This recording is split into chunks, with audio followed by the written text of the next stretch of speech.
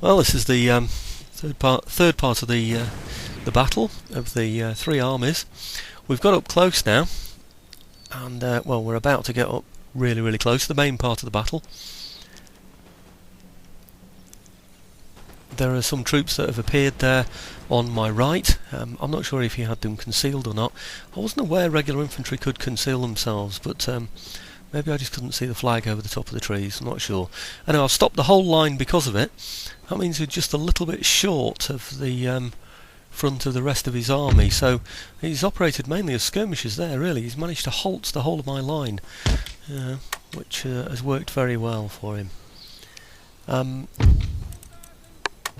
I noticed at this point that my casualties are creeping up very quickly, and yet I can see that grape shot seems to be going straight over the top of my head, so I don't quite know. I'm going to have a bit of a close-up on there and find out what's going on, but maybe he is actually hitting. And he's obviously got, well, canister shot, as we should call it, really. Obviously got some kind of canister shot there. He's just fired, so I'm thinking if I can get up close enough to him, then I can give fire back, and then his guns will run away. If I can get him to fire into my infantry, or perhaps if I can hit him and break his morale, then oof, waves of that coming through, aren't there? Maybe I can just chase his guns away with my horse. Look at that, it is whacking through those, isn't it, there? There you can see his dead artillery in the front there. You can see now why they've all been destroyed. So obviously he's been firing at through his own artillery there, which can only be good news for me. Obviously I had his artillery originally placed in a position to to hit me from one particular angle, because that's one of the problems with artillery if it's static anyway, or you haven't got the time to move it. If you target it on something, it can happen to yourself as well. Yes. You target your artillery on something and then that target moves to the side, then you can fire through your own men or through an artillery battery that's stood next to you. That's clearly what's happened there.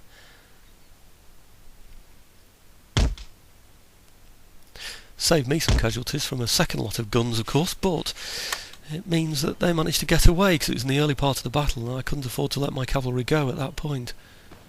Go chasing them, that is. This is the other side of the battlefield. These are the couple of infantry units that have been sent against my reinforcements that are coming on.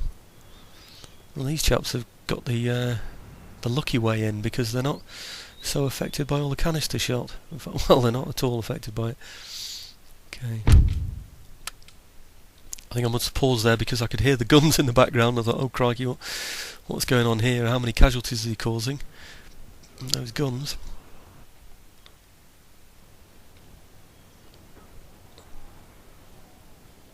I think I saw a destroyed building there as well. He's obviously been firing through the building as well to get at my troops.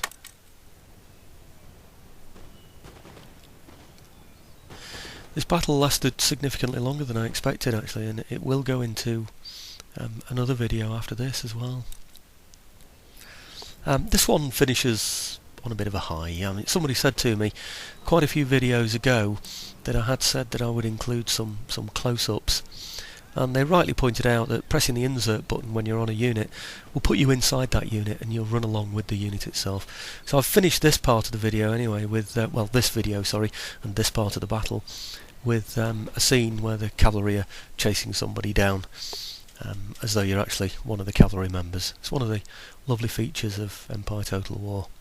Well, I tend to only use it when I know it's absolutely safe, because last thing you want to do is be on a horse chasing somebody routing from a battlefield while the rest of your army is in disarray and not knowing how to organise itself.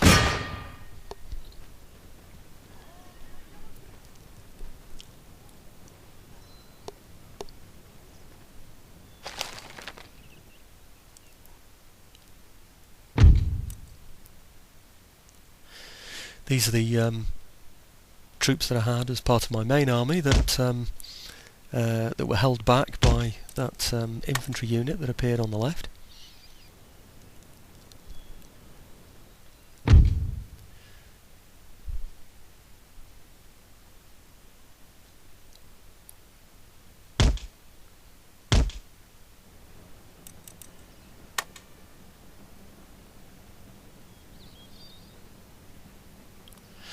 As always, it's a case of forming lines, gaining an advantage, so you're hitting him with more of your men than he can hit of his. Now those men off to the left there, I was sending them off against that other infantry unit that's in front of them. This other one's appeared now. You can see my reinforcements coming up in the background there as well, so we're sort of sandwiching these troops between us.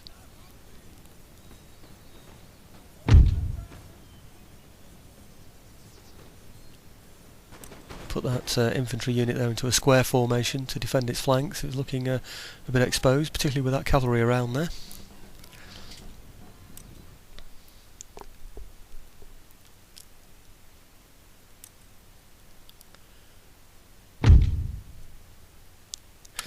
It's been quite costly on casualties this part of the game, I'm afraid. What with that canister shot going into my infantry at the last minute. It's very difficult to take out artillery when there's infantry around it, because it'll just take out your cavalry.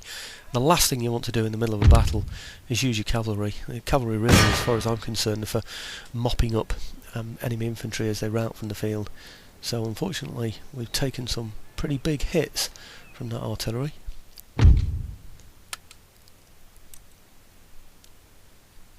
There's one thing you can be absolutely sure of though: when that artillery runs, they're going to be running to the ground.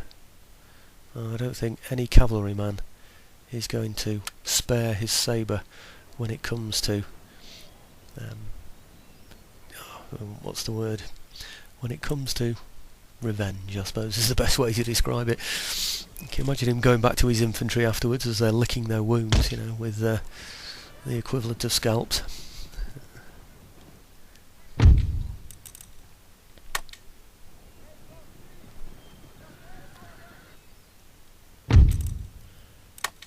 Okay, that's enemy general killed.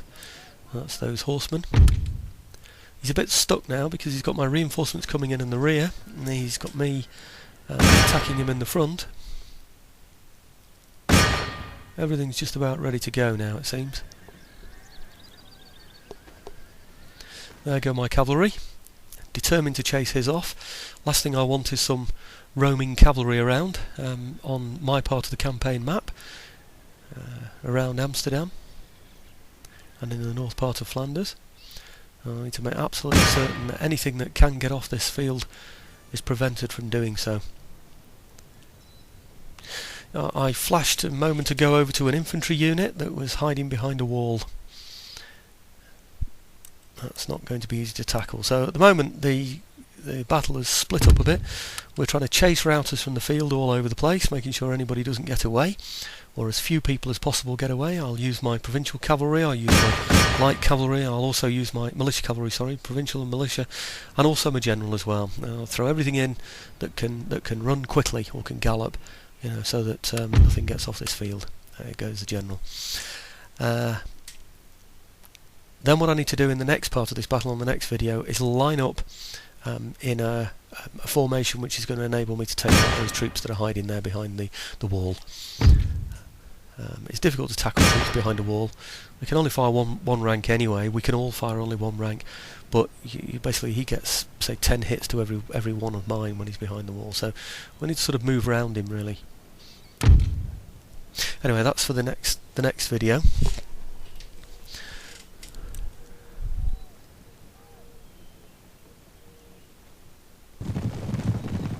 There we go.